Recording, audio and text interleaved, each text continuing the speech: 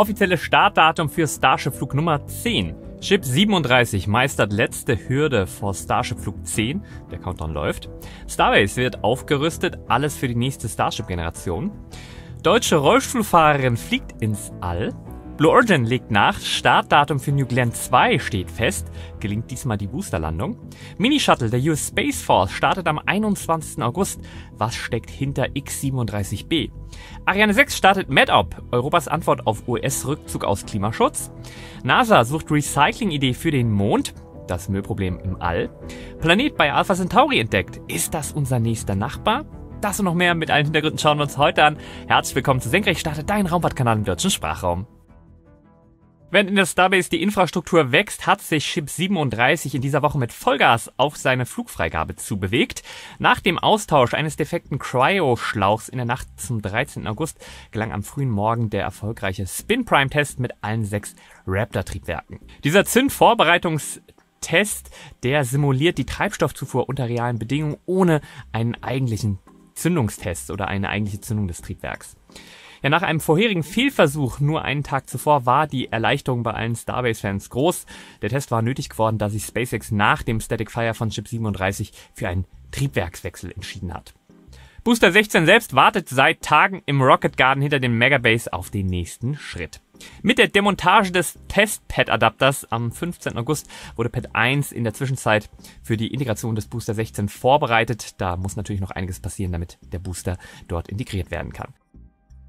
Es gibt nun auch ein offizielles Startdatum. Laut SpaceX könnte der Starship-Start Nummer 10 schon am Sonntag, den 24. August, erfolgen. Das Startfenster, das öffnet sich dann um 1:30 Uhr deutscher Zeit am Montagmorgen. Das ist also schon der 25. August. Der Livestream, der beginnt wie gewohnt etwa eine halbe Stunde vorher von SpaceX. Wir fangen natürlich früher an. Nach dem Verlust der Oberstufen auf den Flügen 7, 8 und 9, ja, und dann der Explosionsanomalie bei dem Static Fire Test von Ship 36, da hat SpaceX laut eigenen Angaben umfangreiche Änderungen an Hardware und Abläufen umgesetzt. Ziel: höhere Zuverlässigkeit und die Möglichkeit, mehr Daten in einem einzigen Flug zu sammeln. Die erste Stufe der Super Heavy Booster, die wird wieder nicht zur Startrampe zurückkehren, sondern direkt den Golf von Mexiko anpeilen. SpaceX möchte gleich mehrere Landeexperimente wagen. Zuerst ein Boost-Back-Burn mit neuer Flugbahnoptimierung. Das soll dann zu weniger Treibstoffreserven führen und dann mehr Treibstoff für den Aufstieg, was künftige Nutzlasten vergrößern könnte. Dann die Landung selbst. Einer der 3 zentralen Raptor-Triebwerke soll absichtlich deaktiviert werden, um zu testen, ob ein Triebwerk aus dem mittleren Ring übernehmen könnte. Beim letzten Test soll der Boost dann sogar nur noch mit 2 einzelnen Triebwerken schweben, bevor er dann aus geringer Höhe ins Wasser fällt. Durch die Probleme der Oberstufen auf den Flügen 7, 8 und 9 werden wir natürlich gespannt auf die Oberstufe schauen. Auch die Oberstufe, die soll vor mehreren Premieren stehen. Erstmals soll eine Nutzlast ausgeworfen werden, 8 Starlink-Simulatoren. Das Ähnliches sollte ja bei Flug 9 erfolgen, wurde dann aber von der Flugsteuerung abgebrochen, nachdem die Oberstufe außer Kontrolle geriet. Zusätzlich ist ein Neustart eines einzelnen Raptor-Triebwerks im All geplant. Ja, und der Wiedereintritt, der wird wieder bewusst härter geplant als nötig. Mehrere Hitzschutzkacheln, die wurden entfernt, um gezielte Schwachstellen zu testen. Und neue metallische Kacheltypen, darunter eine mit aktiver Kühlung, fliegen mit. Ein Abschnitt der Kachelreihe wurde zudem mit einer abgeschränkten Kante versehen. Eine mögliche Lösung für Hotspots, die bei Flug 6 entdeckt wurden. Sogar die Catch-Fittings, also die Haltepunkte für eine zukünftige Landung, ein Einfangen am Lande- und Startturm, sind diesmal in funktionsfähiger Form mit dabei, um ihre thermische und mechanische Belastung bei so einem Flug zu prüfen. Die Flugbahn beim Wiedereintritt, die ist darauf ausgelegt, die hinteren Steuerflächen bis an ihre strukturellen Grenzen zu bringen. SpaceX will so Erkenntnisse gewinnen, die für eine Rückkehr des Starships zur Startrampe entscheidend sind. Gelingt es, diese und die Booster-Tests erfolgreich zu absolvieren, wäre das ein weiterer Meilenstein auf dem Weg zu einer vollständig wiederverwendbaren, schnell startbereiten Rakete. So ja noch nie da gewesen. Ja, und während dieser Start mit der aktuellen Hardware vor der Tür steht, wächst in der Star Factory in Texas bereits die nächste Generation an Starship-Hardware heran. Auch Starship-Hardware-Neuigkeiten gab's. Am 13. August veröffentlichte SpaceX erstmals Hardwarebilder der neuen Gitterflossen, der Gridfins. Diese neu gestalteten Gitterflossen, die sind jetzt 50% größer und widerstandsfähiger. Der Plan von SpaceX, von derzeit 4 auf nur noch 3 Gitterflossen zu reduzieren, ist seit dem letzten Starbase-Update nach Flug 9 bekannt. Jetzt kennen wir auch den Grund. SpaceX schreibt, die Anzahl der Flossen, die wurde von 4 auf 3 reduziert, um die Fahrzeugsteuerung zu verbessern und gleichzeitig einen steileren Anstellwinkel beim Abstieg des Boosters zu ermöglichen. Die Position wurde ebenfalls leicht geändert. Durch eine niedrigere Positionierung weiter weg von der Booster-Oberseite wird die Hitzeeinwirkung beim Hot Staging reduziert. Nachteil: der Flossenschaft, der Aktuator und die krafteinleitende Struktur, die werden jetzt im Methantank des Boosters liegen. Das Testgelände Massey's wird seit der Explosion von Chip 36 komplett überarbeitet. Luftaufnahmen von dieser Woche zeigen einen vollständigen Umbau der dortigen Tankfarm, nicht nur als Folge der Explosion von Chip 36, sondern außerdem offenbar als Vorbereitung auf die kommende Block 3 Generation der Starship Oberstufen. Diese erwartet man ja mit bedeutenden strukturellen und thermischen Verbesserungen. Apropos thermische Verbesserungen für den Wiedereintritt, kein Starship, aber ein Raumflugzeug startet SpaceX in der kommenden Woche. Am 21. August soll das robotische Raumflugzeug X-37B zu seiner 8. Mission starten. Die Mission USS Space Force 36, die dient erneut der Erprobung neuartiger Technologien. An Bord befinden sich ein Hochleistungs-Laser-Kommunikationssystem für den Datenaustausch zwischen Satelliten sowie ein Quantensensor zur Navigation mit bislang unerreichter Präzision. Durch sehr präzise Beschleunigungssensoren kann auch ohne GPS von einer bestimmten Initialposition errechnet werden, wo sich ein Fahrzeug befindet. Je genauer der Sensor, umso exakter die Positionsbestimmung. Das militärische Mini-Shuttle gilt als Testplattform für kritische Raumfahrttechnologie und ermöglicht der US Space Force, Konzepte für wiederverwendbare Systeme unter Realbedingungen zu testen. Frühere Flüge zeigten bereits seine Vielseitigkeit, vom experimentellen Aerobraking bis zur Erforschung weltraumgestresster Pflanzensamen.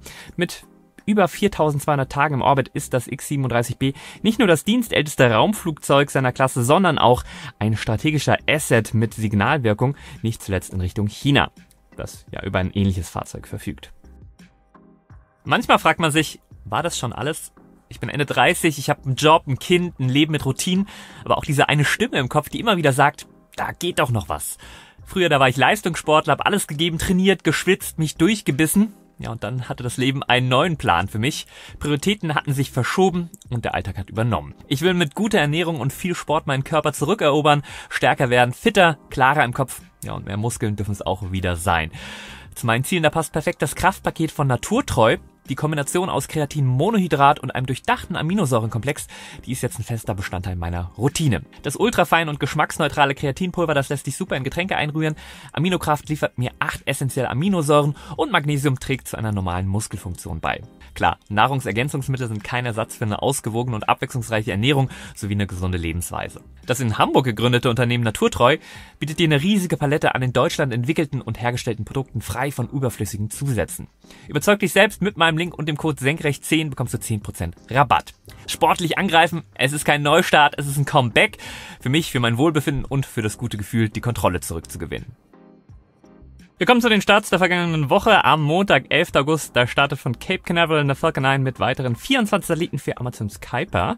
Am Mittwoch, 13. August, da hob in Kourou eine Ariane 6 II ab. Ich habe über einen Livestream nachgedacht, aber die Zeit 2:37 Uhr in der Nacht auf Mittwoch, da war mir dann das doch zu krass. An Bord der Ariane 6 der europäische Wettersatellit METOP SGA-1. METOP SGA-1 ist der erste von 6 Satelliten der zweiten Generation des polar umlaufenden Wettersatellitensystems von EUMETSAT und der ESA. Mit an Bord ein Dreifachscanner mit 2 Fischaugen-Teleskopen, der Aerosole und Wolken aus mehreren Blickwinkeln analysiert. Besonderes Augenmerk gilt auch der Mad-Image-Kamera, die Gehacktes aus dem Orbit erkennen kann.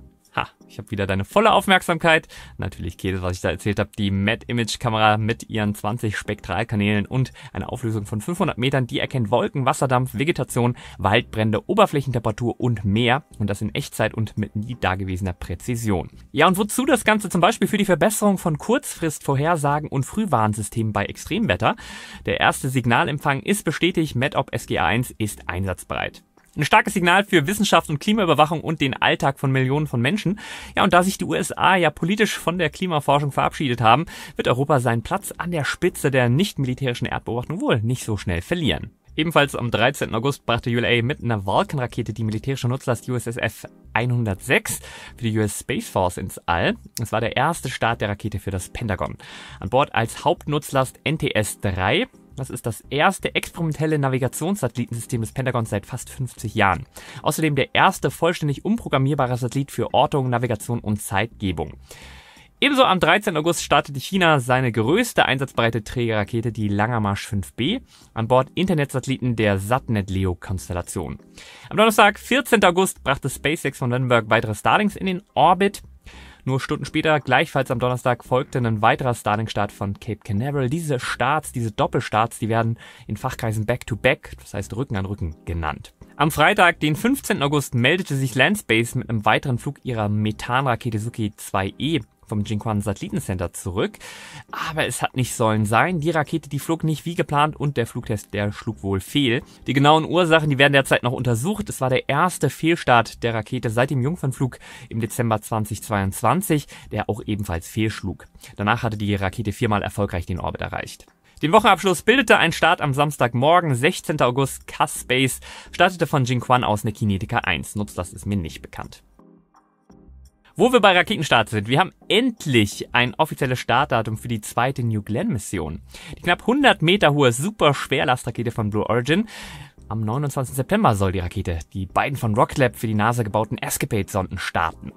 Blue veröffentlichte diese Woche eine Aufnahme der R-Stufenlandebeine. Klare Ansage für diesen Flug, die erste Stufe, die soll erfolgreich landen. Das wäre eine enorme Leistung. SpaceX benötigte 20 Flüge der Falcon 9, bevor ein Booster erfolgreich gelandet ist. Der damals geflogene Booster BC-19, der ist nicht erneut geflogen und steht heute vor dem SpaceX-Gebäude in Hawthorne, Kalifornien. Ja, das ist traurig. Die erste Landung auf dem Blue Origin Drohnenchip Jacqueline, die wird die Namensgeberin der Plattform nicht mehr erleben. Die Mutter von Amazon-Gründer Jeff Bezos, Jacqueline Bezos, die starb diese Woche im Alter von 78 Jahren. Apropos Blue Origin, die deutsche Michi Wendhaus wird mit Blue Origin New Shepard ins All fliegen. Wer mir auf Instagram folgt, der wird mich vielleicht schon kennen, weil ich immer mal wieder Posts von ihr reposte. Die Luft- und Raumfahrtingenieurin ist nicht nur eine coole Socke und ich gönne ihr diesen Flug von Herzen. Vielmehr noch, ihr Flug wird für das stehen, für was Senkrechtstarter wie ein Evangelium predigt. Die Raumfahrt eröffnet sich gerade für alle. Michi ist durch einen Mountainbike-Unfall querschnittsgelähmt und sitzt im Rollstuhl. Für sie war damals der Traum vom Weltraum endgültig geplatzt, wie sie selbst sagt. Nun wird sie die Grenze zum Weltraum doch noch hinter sich lassen. Die Schwerelosigkeit, die ist für sie keine unbekannte. 2022 war sie trotz ihrer Behinderung auf einem Parabelflug in den USA. Mein Nachruf auf den Apollo-13-Kommandanten Jim Lovell, der hat euch letzte Woche bewegt. Für alle, die wie ich nicht genug vom Apollo-Programm bekommen können, eine Filmempfehlung hier. 3 Männer, ein Traum und ein tragisches Ende. Am 27. Januar 1967, da verbrennen Gus Grissom, Ed White und Roger Chaffee bei einem Routinetest in der Apollo-1-Kapsel. Wurde erst nachträglich Apollo 1 genannt, aber das wisst ihr wahrscheinlich.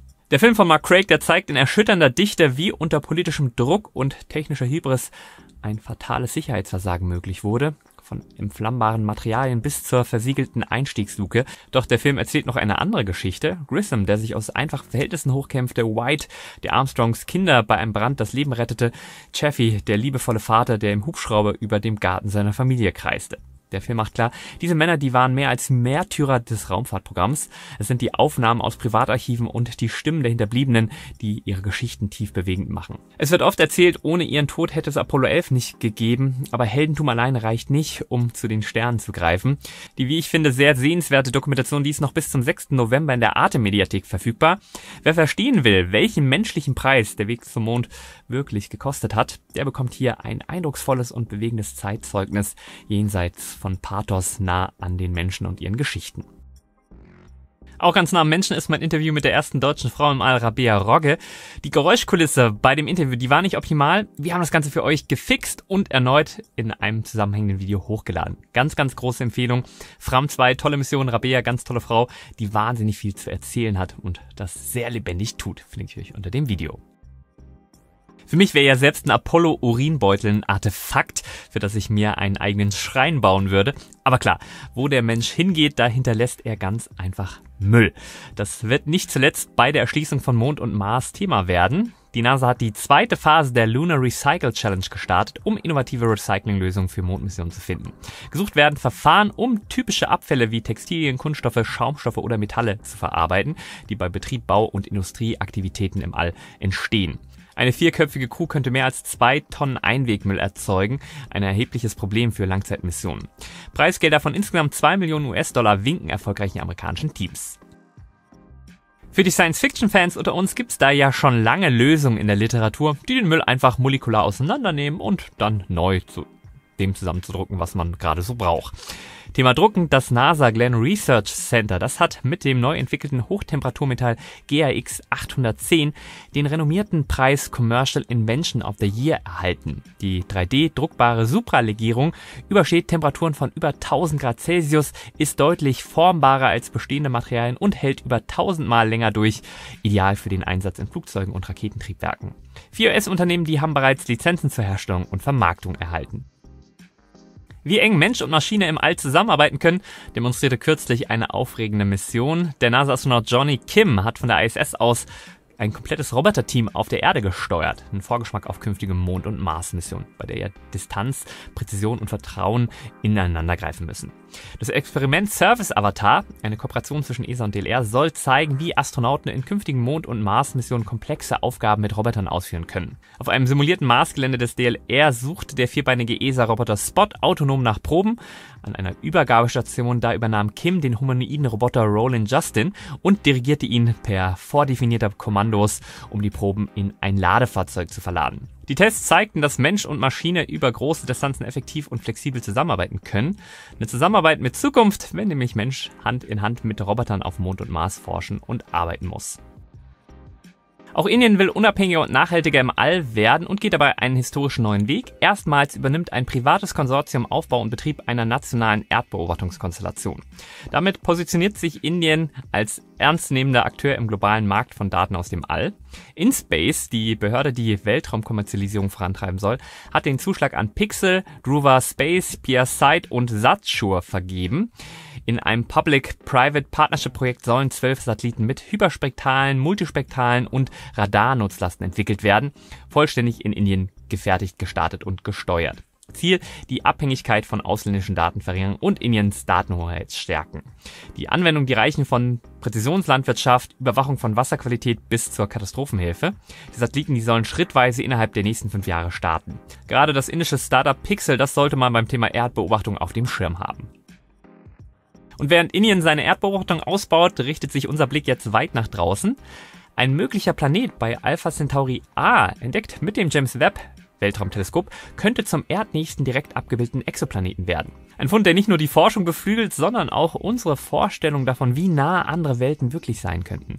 Gerade einmal 4 Lichtjahre entfernt von der Erde soll der Gasriese bei Alpha Centauri A sein. Sollte sich diese Entdeckung bestätigen, wäre es der erdnächste direkt abgebildete Exoplanet, ein Meilenstein für die planetare Forschung außerhalb unseres Sonnensystems. Schnell hinfliegen ist leider nicht.